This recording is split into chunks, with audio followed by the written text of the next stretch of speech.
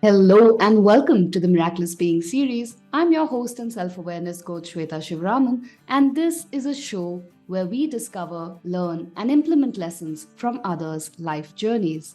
Others who I believe epitomize Meraklis in its truest spirit. Individuals who live life to the fullest, who worked hard on themselves to reach where they are and are passionate in what they do.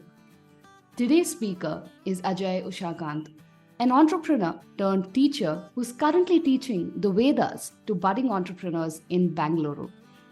I'm curious and excited to hear about Ajay's journey and some interesting perspectives that he's going to share about our personality and how we can have great relationships. Let's dive in. Hi, Ajay. Thank you so much for coming on the Miraculous Being show. Looking forward to our conversation today. Shweta, it's a pleasure. Perfect. I think your journey was very fascinating when I heard it the first time, and maybe it'll be great for the audience to hear it as well. Maybe if we could start from your journey from entrepreneurship to spirituality. Well, I'm a Gujarati, born in a proper Gujarati business family.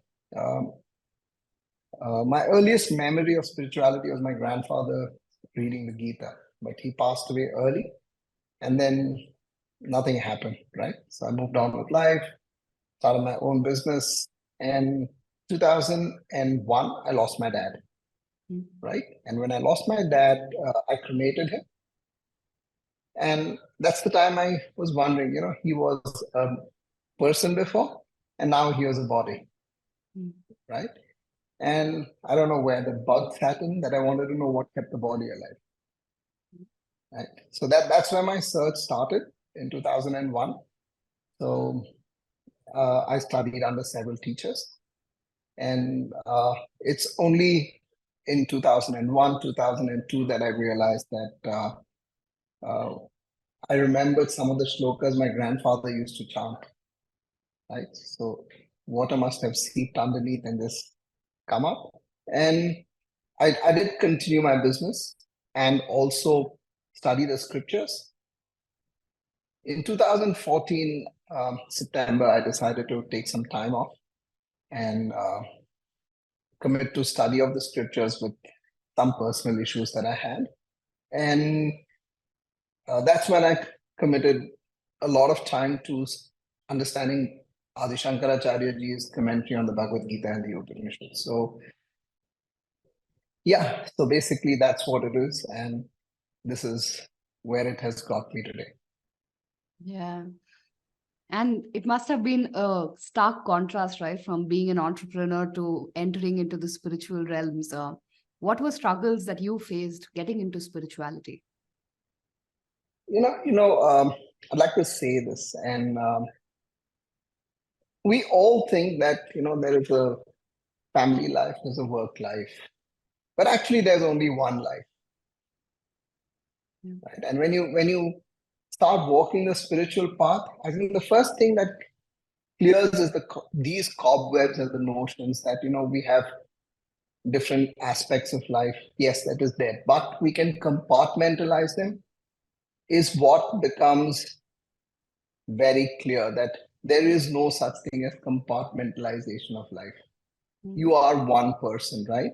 And whatever happens, okay, whether you're walking the spiritual path or a entrepreneur path or a work path, you are going to have problems, right? And spirituality or the tools that the scriptures give us are tools which can help us improve the quality of our life,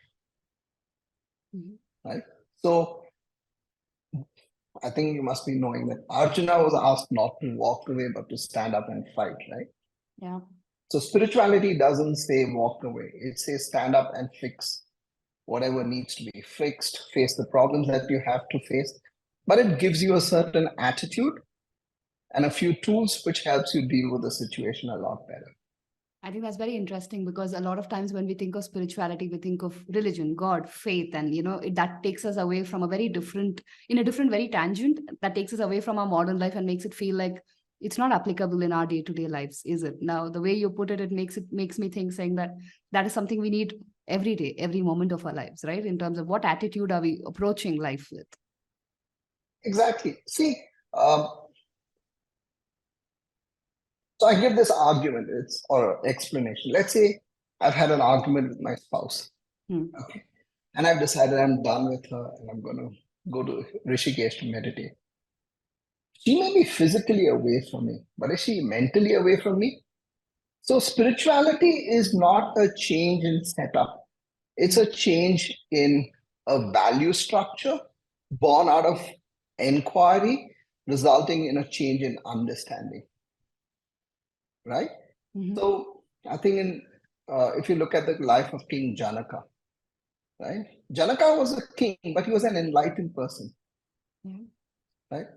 So therefore, the notion that I think nowadays with all these videos and all that, we see people meditating like this on the banks of the Ganges. Okay, I think it's just uh, I don't know what to say, but I think it's we have an utopic idea about what life should be or what spirituality should be, right? And it doesn't work like that. Very beautiful, very beautiful. I often quote Jiddu's line in this, saying that, self-discovery happens in the chaos, right? A lot of times all these tourism industries are promoting self-discovery in the Himalayas, but nothing really happens there, right? When you're in the in your relationships, in your interactions, in your chaos, can you discover yourself there, right? The inquiry happens in the chaos, right? Not somewhere separated. And like you rightly said, you might be physically away, but mentally you're still carrying all of that with you wherever you go. Exactly. Right. So there's a teacher who gives this example. He says converting or dividing life into materialistic life and spiritual life is trying to cross the ocean with 1 foot in two boats, right? You'll never cross it. So he says the simplest thing is understand there is one life, okay? Make that spiritual and make your journey beautiful. Mm. Very, very powerful, right? That's such a vivid imagery. You almost immediately see that it's impossible to do it with two separate boats, right? So it's really about how can we bring it together. Exactly. Yeah, yeah. And as you say it, right, what I'm realizing is that a lot of us, at least in, if I can say like the generation that we are in today, we are so far away from that spirituality, right? Let alone our attitude towards others and other people. There is so little self-acceptance or faith or belief in our own selves. There is just so much doubt, and we incapacitate ourselves in so many different ways. Um, where does a person who's still there start their journey of spirituality? So, there's a verse from the Mundaka Upanishad that says, Pariksha lokan brahmachitan karma veda nirveda maya, right? So basically, the teacher is telling the student, okay, the only way you can grow is through inquiry. An inquiry about what? How you have lived your life, Mm. Okay. okay? And look at it objectively. So I tell my students, whoever comes, saying that let's look at the journey of any individual, irrespective of caste, creed, sex, whatever it is. Mhm. He is born helpless, correct? Yeah. Right? Even his sustenance to live depends on a woman. Okay. And it starts with the first relationship of a mother being looked upon as God. Yeah.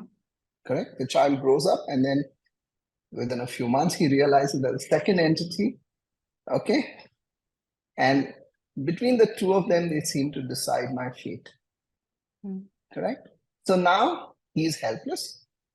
Okay. He's also confused, Mm. right? And then as he grows up a little more, he realizes, hey, listen, if I need something, okay, unless they validate my behavior, I'm not going to get something, Mm. right? And this cycle keeps repeating day in and day out, right? He goes to play school, same old story. But with every interaction or every experience in life, he starts realizing, okay, that I cannot trust, Mm. right? So I give this example. Let's say he's gone to school and he's punched a guy, right? And he thought the secret remains in school. That evening, he's getting a pasting, right? Now, sometimes he tells his mom or dad something, and before you realize it in a dinner conversation, it's the topic, right? So, with being helpless, with being confused, okay, there is this new element of trust, right? He realizes he can't trust, but he sees no other way. He goes to normal school, then there's competition, right? Now, he goes to high school, same old story, right? He goes, let's say he starts dating or whatever it is. It's always competition, feeling of helplessness, confusion, inability to trust, right? And then he finishes his studies, goes, gets a job, right? And then he realizes the same old story, right? Then he grows, he decides that let me get married, correct? And things will change, right? Big surprise, right? It's the same thing that repeats. Then he thinks that, if I have kids, maybe it's going to change the dimension. Okay. But he realizes the same thing. It's always a repetition of the same thing. Now, let's say this man has put in a lot of effort, been successful reasonably, okay, and he reaches the age of 45 or 46. And let's say there's an event with someone close to him. Let's say a friend of his has had a heart attack, or he's lost a dear one in the family.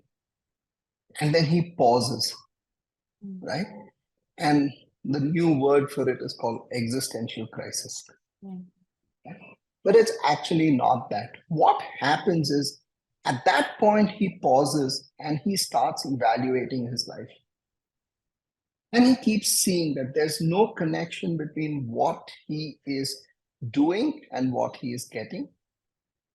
Also, there is no connection between what he wants and what he's doing. Right?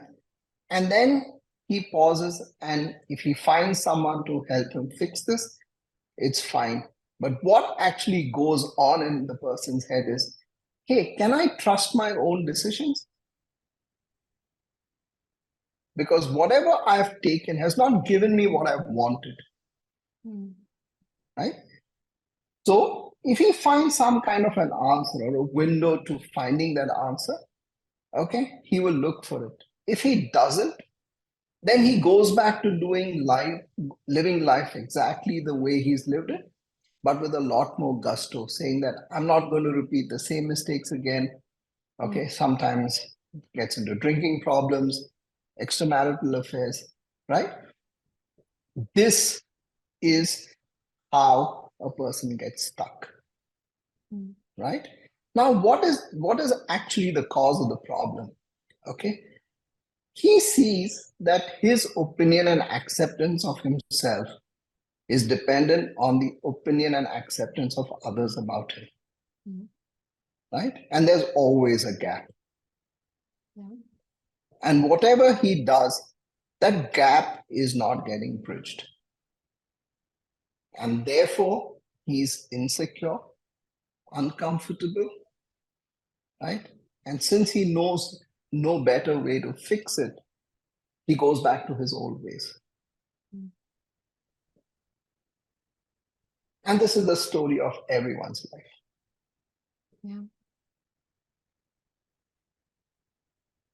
Yeah, I mean, the way you narrated it, I think it'll be so relatable for anybody, right? I think we've all been through that journey and find ourselves insecure, unsure, and not knowing a better way, like you said, right? We only know the way we've been living so far ignorantly, and that's the only way we know. And we know it is not giving us what we want, at some level, maybe that awareness is already there, but we don't know any better, so we keep doing the same thing. So what does one do then? So, what I ask a person to do is first ask yourself, are you a person or a personality? Tell me more.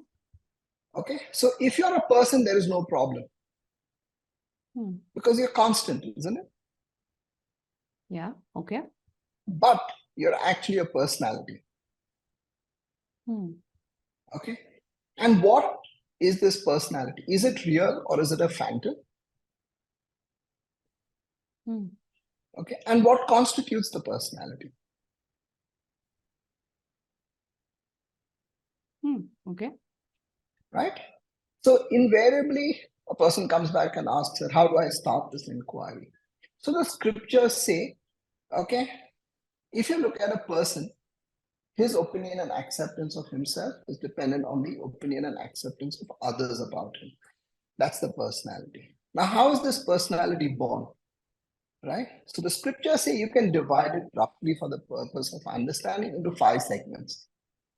How you see yourself as the body, the mind and the intellect. Number 2, your relationships, your profession, and your possessions, what you own. And these are like 5 axles or whatever you want to call it, all affecting one another. Right? So let me give you a simple example. Let's say you've got a headache. Right? Your body is not okay. Someone comes to you and says, hey, listen, Shweta, let's go out for a coffee. You're in no mood. Right? Then someone comes and says, I'd like to have a discussion with you. You're not there. Someone comes with a work problem. You're not available.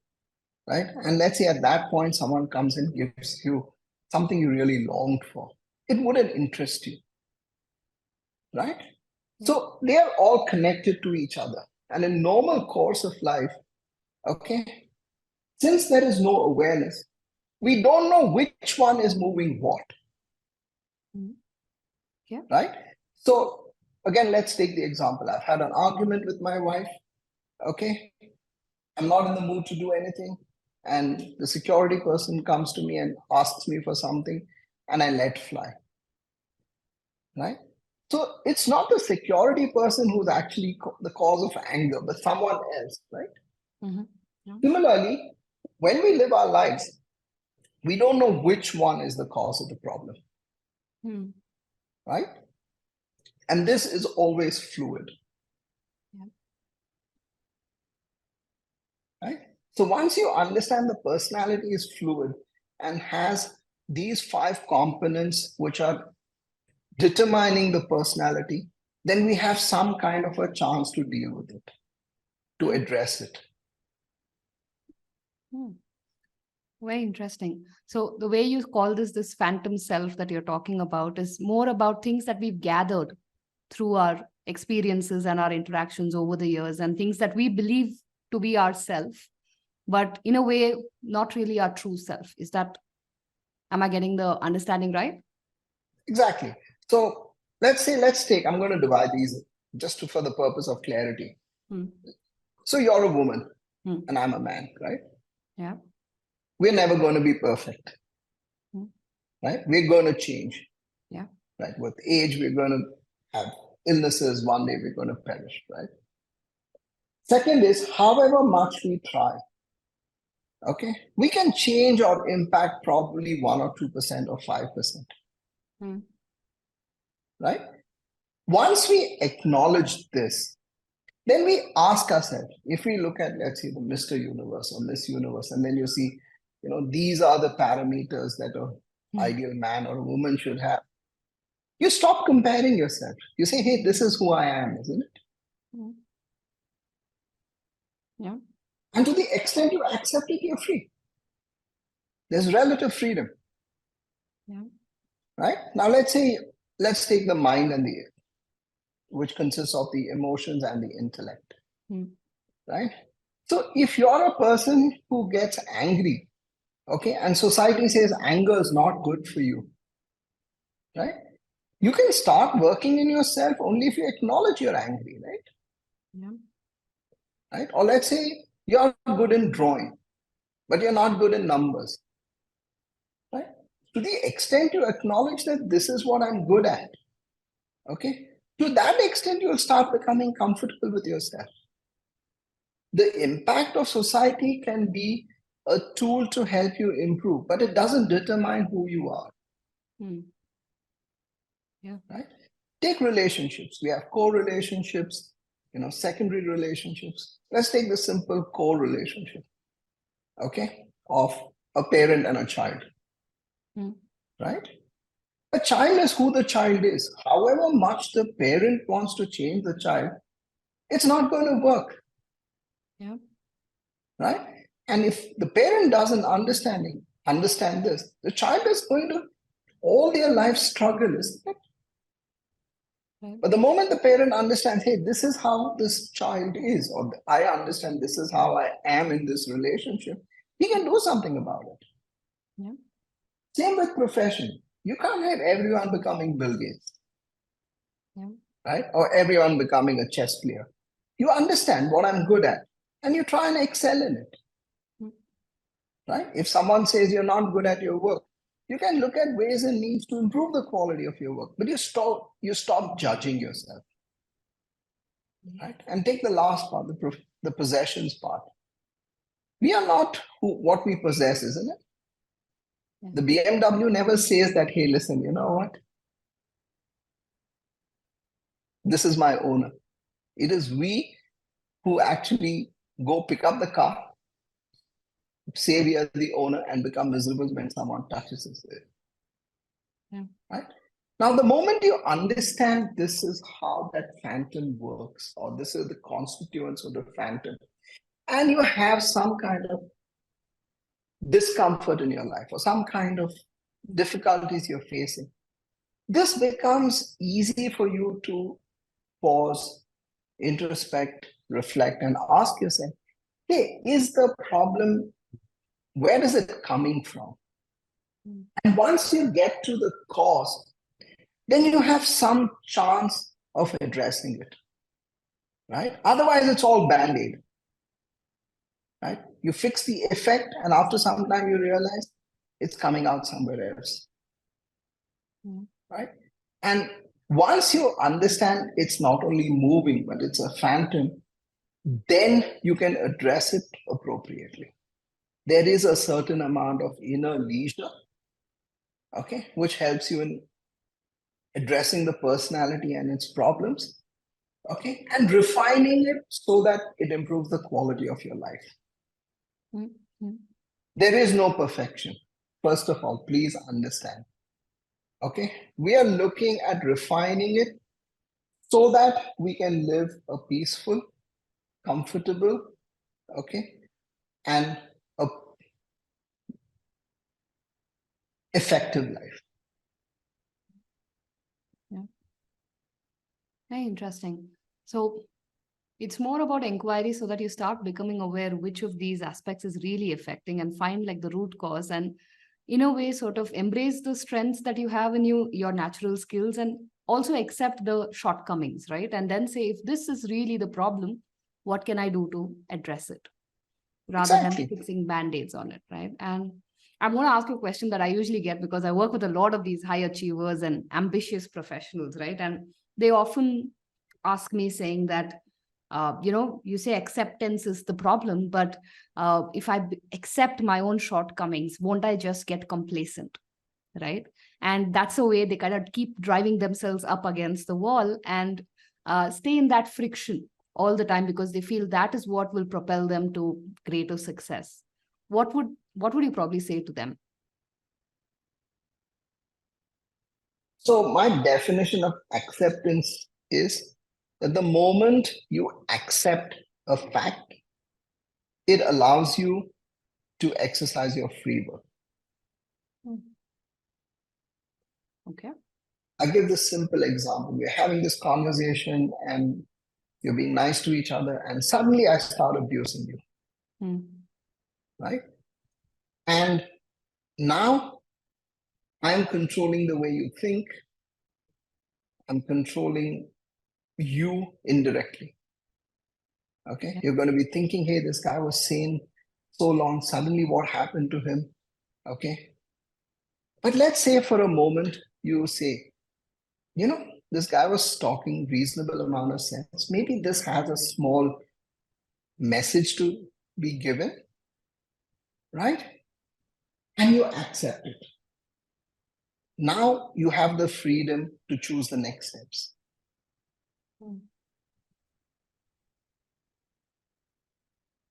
As long as you are unable to accept something, what you don't accept controls you.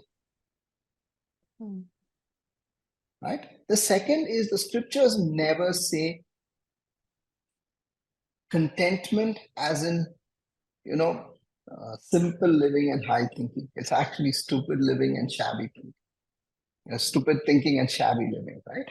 What the scriptures say is you need to understand acceptance means I am comfortable with what I have now. Okay? I am going to work to accomplish whatever I wish. Okay? But my happiness is not determined on the outcome of what I want to pursue. So that famous word, karmani eva adhikaraste, right? Yeah. It actually says only one thing. It says you have right over the action and not the result. Right. Right? The moment you accept this, then you're free, isn't it? Yeah. But every achiever, do you think he's content with the action or is he looking for the reward? Always the reward. Right? And he's never going to get what he wants. Yeah. Because in the Gita, Bhagavan says, Gahana karmano gatihi, right? Okay. He says the law of karma is so complex. You can never actually get exactly what you want despite any amount of hard work. Right. So we are postponing our happiness to a future date only to become unhappy again. Yeah. And that is what all our life is, isn't it? We are unhappy, unhappy, unhappy, and one day we die. Yeah. Beautiful. I love that, right? Accepting the fact gives you the free will to choose your response to what's happening. And to the extent you don't accept, you're controlled by it. I really love Exactly. that. Well, beautiful. And I'm curious, right? You spoke about how the phantom self and the personality has these 5 aspects to it, and how when we understand the root cause of where it is coming from, we are kind of free from it in a sense, right? How can we use that in our day-to-day lives, or how can it really help us improve the quality of our lives in all these modern contexts that we're living in? See, there's a difference between perfection and excellence. Yeah. Right? And I give this simple mantra to most people. Can I be better than what I was yesterday? Yeah. Right? And second is I identify what is actually holding me back in my life in living a proper, fulfilled life. Right? List it down, find out which category it belongs to. If it's health, right? Identify it. If it's your profession, identify it. Do whatever you can. Right? But now the effort is in a proper direction. Right? If it's, let's say, your relationships are not good, okay, you need to mend them. Running away is not going to fix the problem. Or putting it under the carpet is not going to fix the problem. Let's say you are having issues with emotions, right? You have anger issues, you have perfection issues, or whatever. You acknowledge, address it, right? Do whatever you can. Work towards becoming a better self. Yeah. Right? This will help you go forward with clarity. Otherwise, you're just groping in the dark. Yeah. The second thing you understand is that all these are changing. That's the key, right? There is never going to be an equilibrium. One of the 5 is going to be up or down, right? And this awareness helps you also accept that life will have its challenges. There will be different spheres of my life which will have challenges. Okay. I do what I can to the best of my ability. Yeah. Lovely. So, can I be better than who I was yesterday? And understanding that change is constant and something or the other is always going to be in a flux. So, how can we do the best we can instead of waiting for that perfection to arrive? Exactly. Lovely. Lovely. And curiously, one other thing that you spoke about in your notes that was very interesting for me was how, at the root of it all of us are very selfish as human beings, right? That is our true nature in a way. And um, that is what I guess comes in conflict the most times in our relationships, right? That what are our relationships really if selfishness is at the core of it all? So, curious to hear your thoughts on it. I normally give the story of Yagyavalkya, Mhm. who was King Janaka's teacher. Right? So Yagyavalkya was one of the greatest sages of that era, and King Janaka was his student. So Yagyavalkya was so good that it was said that if there was a competition on any topic, he would tell his students to take home the gift or the prize before even the starting of the event. Mm. Right? So he studied uh, the Karmakanda section, the ritual part. He also studied the Vedanta part, which is the inquiry of the self. He had two wives, right? He had children. The children got married. They had children. So he had grandkids. So one day, Yagyavalkya goes to King Janaka and says, I would like to retire, okay? Go to the forest and meditate to know who I know who I am, but abide in that knowledge, right? Mm. So he says that you're my king, so I need permission from you first. So King Janaka says, you have my permission, but you'll need to get permission from your wife, Mm. right? So Yagyavalkya had two wives, Katyayani and Maitri.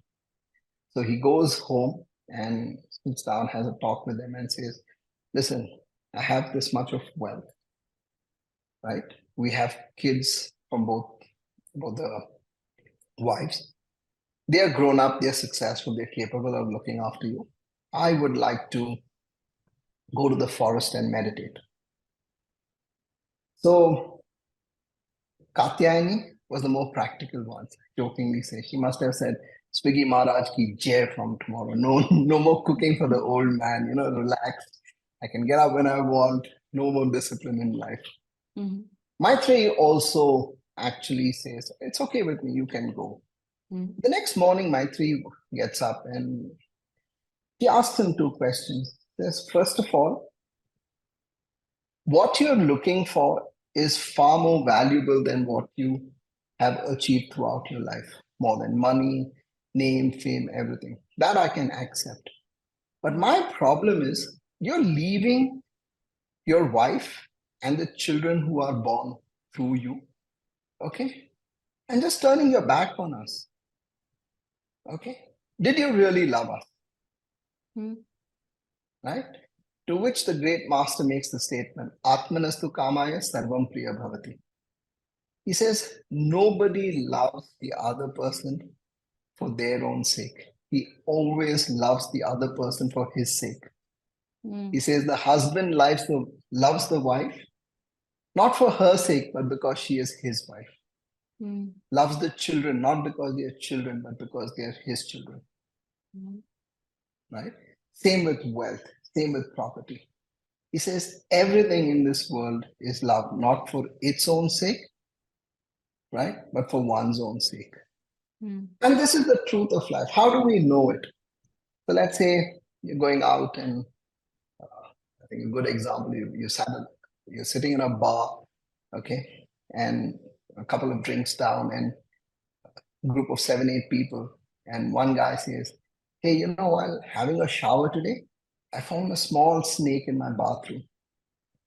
Mhm. Okay, what do you think is going to happen in the next 20 minutes? By the time it comes to the last guy, you would have found an anaconda in his bathroom, isn't it? Yeah. Right? Or let's say you're sitting down and says, "Hey, listen, my wife is terrible," right?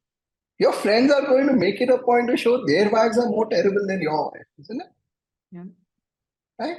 So this wanting to be the center of attention, even at a negative cost, just highlights how what Yagyavalkya ji said is true, isn't it? Yeah. And with social media and the lack of human communication, interaction, this is becoming even more obvious. Yeah. Right? There is no communication. If someone says something nasty to you, you just block the number. It just shows how relevant it's today. It is even in today's modern day life. Yeah. Right? So once we acknowledge that we love ourselves the most, okay, becomes the starting point of wanting to change our life. Most people, till the end of their lives, don't even understand this fact, right? And therefore, the entire life is seeking attention, seeking name, seeking fame, right? And at any cost. So once we actually accept that we love ourselves the most, then we can probably look at saying, hey, listen, if we love ourselves the most, isn't it that everybody loves themselves the most? Right? And if we want a relationship to work, it has to be a balance.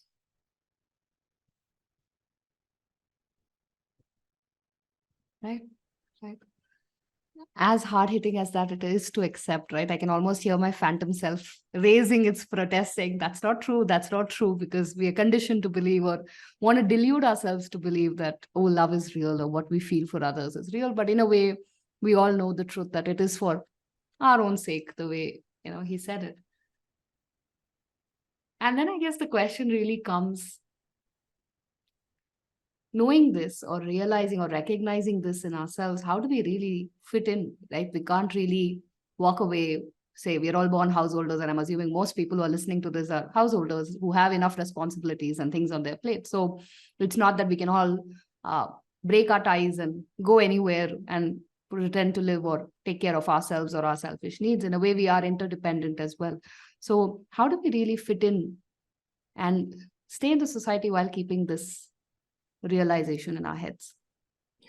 See, the first thing is, what is the worst punishment given to a human being? Can you think of it? Lack of isolation, no connections. Exactly. Solitary confinement, right? Yeah. If that itself is the worst punishment, we need to acknowledge that we need relationships. True. Right? And if we need to grow in any form, even to just sustain life, we need relationships. I give this example. Let's say you have cornflakes and milk and sugar or jaggery for breakfast, right?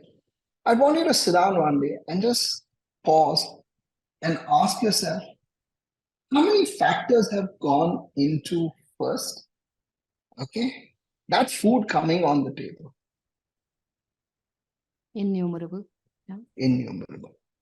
So if you want to live, you cannot live in isolation. Right? First. Second, if you want to grow knowledge-wise, okay, you need help of people. You need teachers, you need support system.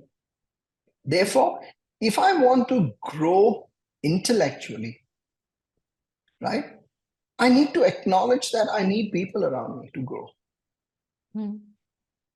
If I need to grow emotionally, I need people to know what my current state is and how my emotions work. Right? Even if you want to run a business, right? You need people to help you run the business. Or even if you want to build a house, you don't have the knowledge nor the capability of building the house. Right? So the very fact we start by acknowledging If we want a relationship to work, it is our need to make sure it works. We start taking responsibility of it. That's the first step. If we want a relationship, it is our need, right? And what is our need?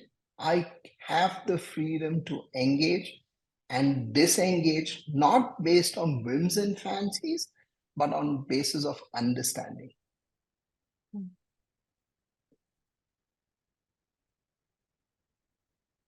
This, I think, is very important.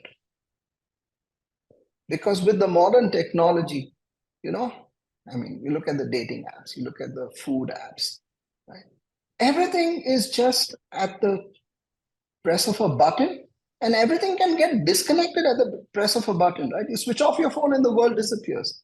Yeah. But life is not that. Right? So once we understand it is necessary for us to grow as human beings, as an individual, right? Then we are willing to take the next few steps.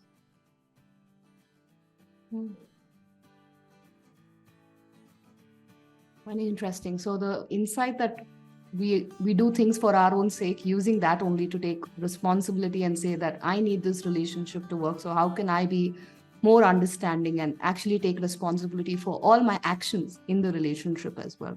And using that as a starting point to build a more stronger connection in a way. Correct. Very interesting. And you brought this point about how these days, there's not really communication happening thanks to technology, right? And a lot of times I feel that is the case for relationships as well, because in my head, I think there are two things, right? One, we don't even know what we need at any given point in time. I might be yelling at my spouse, but it could just be that I'm hungry, right? Exactly. But I don't know what is happening within me, so I'm just reacting to whatever is happening.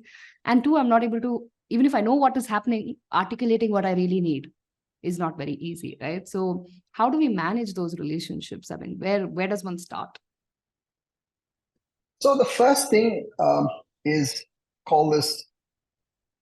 There are two kinds of relationships. One is a vertical relationship, and the other one is a horizontal relationship. Okay? A vertical relationship is one where one is trying to get superiority over the other. Okay. Right? There's always a struggle. And what happens in such relationships is one is going to get exhausted, okay, and either become the doormat, okay, or going to walk away. Okay. Walking away may be better than being a doormat, because once you're a doormat, the anger is actually seething. Yeah. Right? But that is not a healthy relationship. I would say a horizontal relationship, one where the communications lines are open, where there's a certain amount of trust. Okay. And I would say, what is the simplest definition of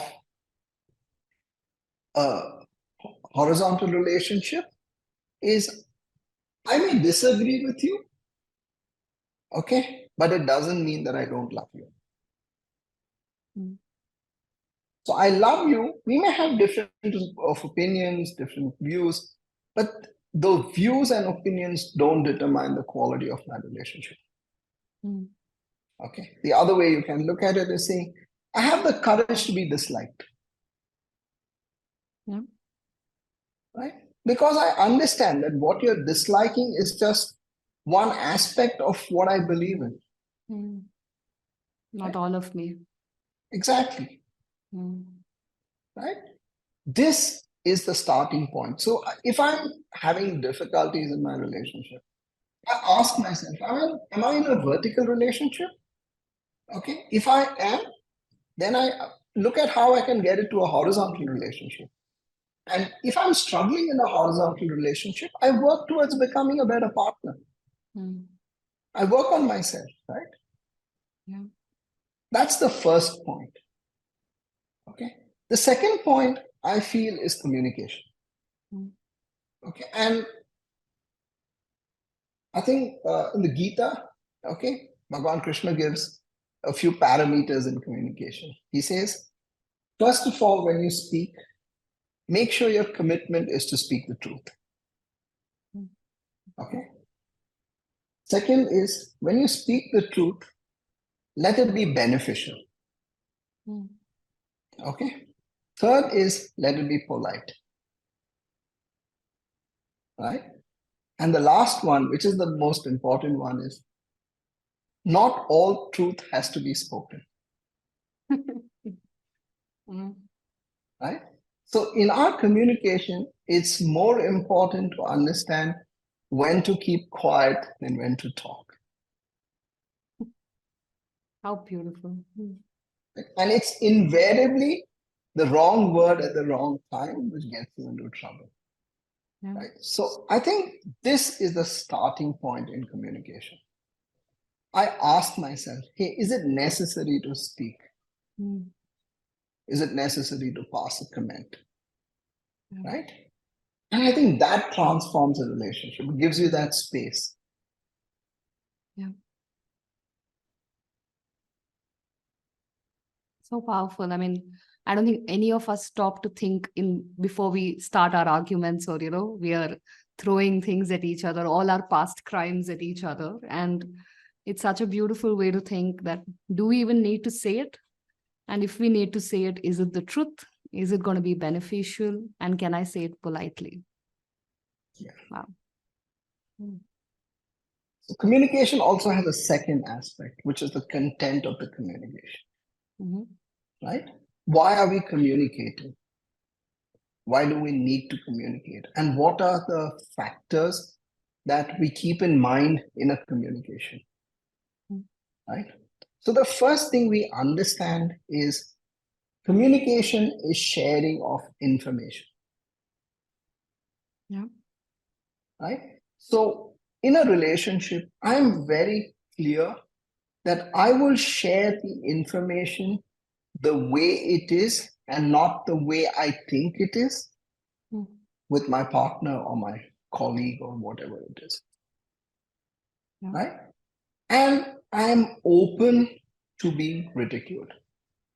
I'm open to being not accepted, my view not being accepted. But there is honesty. I share information exactly the way I have understood it. Right? So the other person knows what he's dealing with. Yeah. And if you're saying that I'm sharing information, this is how I feel, right?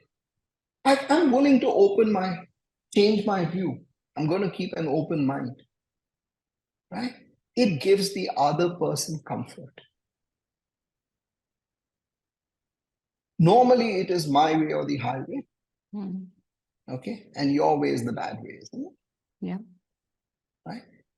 Which doesn't even support having a conversation. So the information sharing with an open mind is the first ingredient of good communication. Right. Okay. The second is acknowledgement. I have understood what you are trying to say. Right?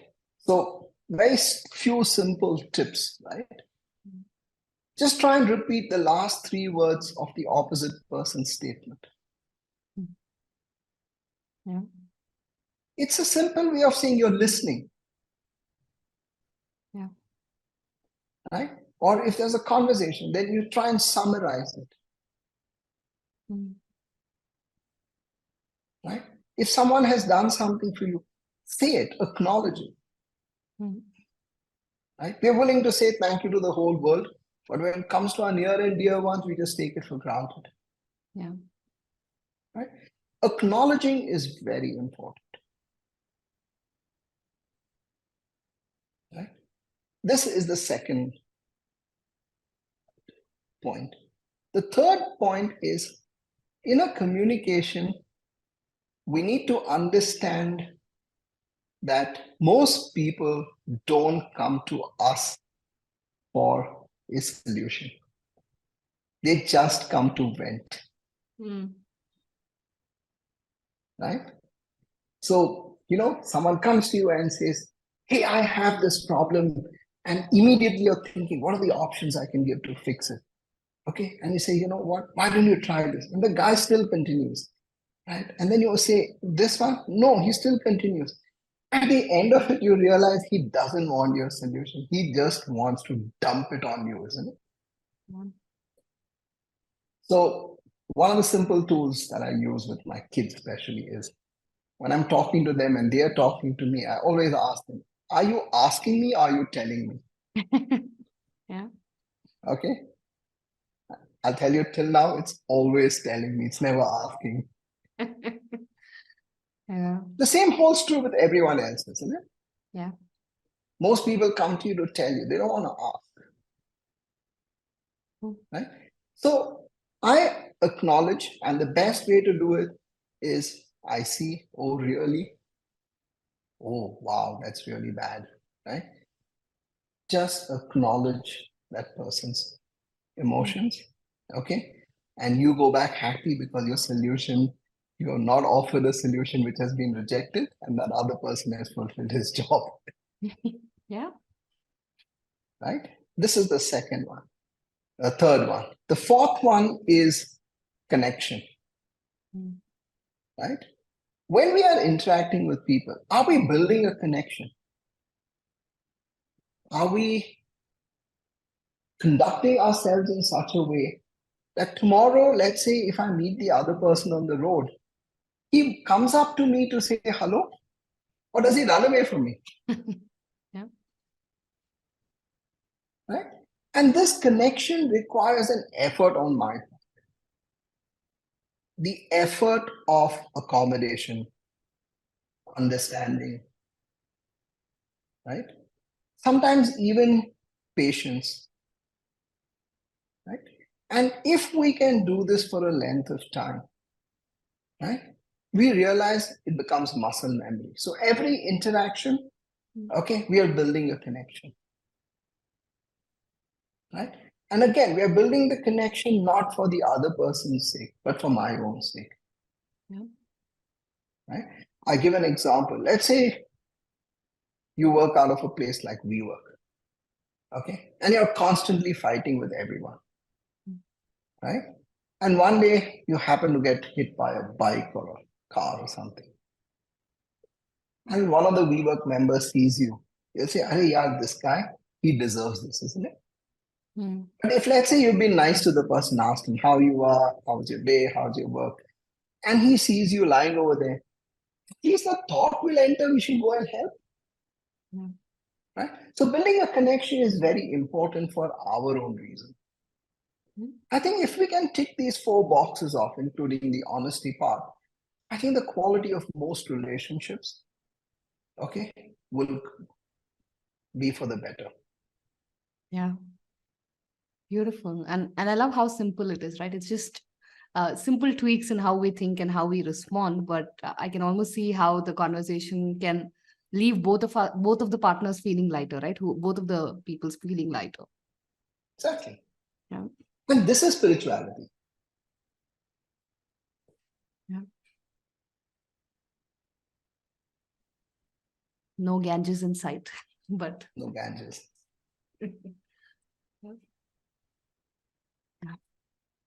beautiful. Thank you so much, Ajay, for sharing that. I know this is not the end of our conversations. We're going to be back with another segment soon. But as we wrap this up for today, any takeaway that you would want listeners to carry with them, apart from the many things we've already spoken, anything that you'd like them to stay with? I would like to just share one of the tools that I use. Okay. Identify one habit, okay, which is having a negative impact in your life. Yeah. Okay. And just stay on working with one habit. Right? You know what? Within a period of time, the other habits will start undergoing a change naturally. It's like if you have a table which has four legs, right? How many legs do you need to pull to move the table? Just one. Just one, right? So identify that one area or aspect of your life which you'd like to change. Be diligent. Take small baby steps, right? Don't bite more than what you can chew, right? And work on it with consistency. And I'm sure that within a few weeks, you can start seeing results. Right. And this is what I think is like to end my conversation with. Perfect. Thank you so much for sharing that. And it was a pleasure speaking with you. And we'll be back with another round of our conversations.